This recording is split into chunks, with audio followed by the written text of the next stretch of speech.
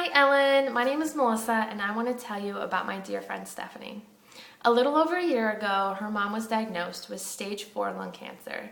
Right around the same time, she found out that she was expecting her first child. Now, Steph's parents divorced when she was younger and she doesn't have any siblings, so that left Steph as her mom's sole supporter.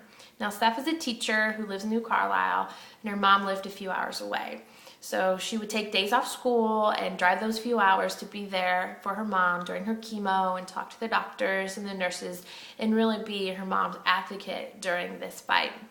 There'd be times where at the beginning of the week, Steph would feel completely horrible, not be able to eat or drink, and at the end of the week she would make sure that she was able to go to those chemo treatments. There was times where Steph actually ended up in the hospital having to get IV fluids because she wasn't able to eat or drink anything.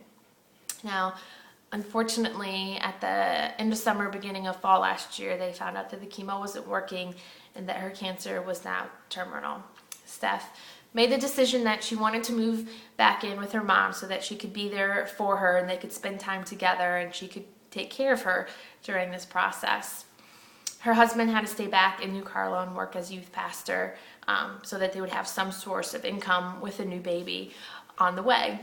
Then on October 30th, the day before Halloween, little Miss Mallory Ann entered the world, the cutest little baby you had ever seen. They actually induced her so that her mom would be strong enough to come up to the hospital and be able to be a part of the birth. Now, I myself, I have twin 1-year-olds, so I know when you have your first child, your mom's supposed to be there to teach you how to be a new mommy, but unfortunately for Steph, she was learning how to be a new mommy and having to take care of her mom and take her into the hospital when she had pneumonia and all these infections. She didn't really get that true mom and mommy and baby experience like the rest of us. Now, today is January 27th and her mom could pass any day now. I fear for the next text or phone call from Steph because I know it's probably not going to be good news. One of the things that Steph has said that when this is all said and done, all she wants is to be able to go away just for a weekend. Not anything big, not anything extravagant. Just go away and be a family. Just Dan, her, and Mallory. Because the whole time that Mallory's been alive, she's had to take care of her mom. And Dan's been in New Carlisle, only being able to come for a couple days at a time. This whole time, Mallory's never had true family time.